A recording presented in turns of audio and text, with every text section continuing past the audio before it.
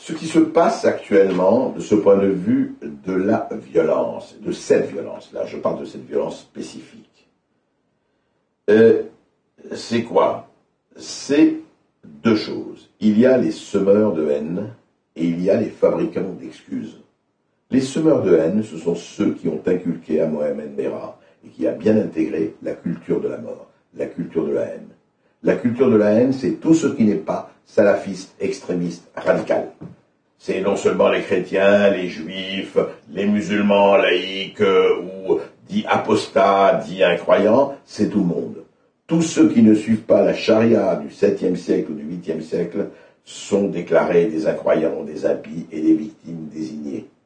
Et n'oubliez jamais que Oussama Ben Laden, l'un des chefs de file de cette mouvance, disait « Nous vaincrons parce que nous aimons la mort beaucoup plus que vous n'aimez la vie.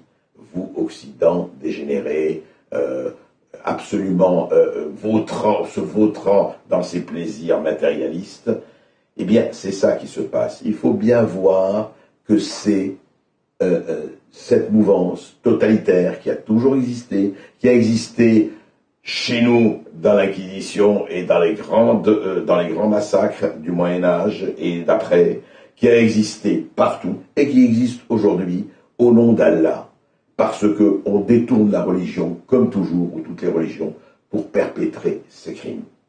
Ça, c'est la culture de la haine. Et face à cette culture de la haine, nous avons les fabricants d'excuses. Les fabricants d'excuses, c'est quoi? C'est tous ces gens qui trouvent toujours évidemment, ils disent, mais oui, mais vous comprenez, s'il n'avait pas été en prison, comme dit cette merveilleuse avocat, n'est-ce pas, tombé de je ne sais où, comme disent les merveilleuses poulets en batterie du CNRS ou de l'école des hautes études, et qui dit, mais vous comprenez, tout ça, des raisons économiques, tout est économique. C'est exactement comme au temps de Staline. On ne voulait pas voir les crimes de Staline, 60 millions de morts dans les goulags et ailleurs, dans les affamés, etc. Ah non, il ne faut pas désespérer, Billancourt.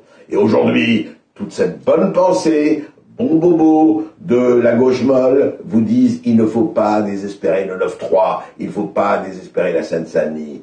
C'est toujours pareil, les fabricants d'excuses sont au travail, sans penser que quand ils se mettent la tête dans le sable, ils ne voient pas ce qui va leur arriver l'un de ces jours. Et ça, c'est vraiment la plaie qui nous taraude.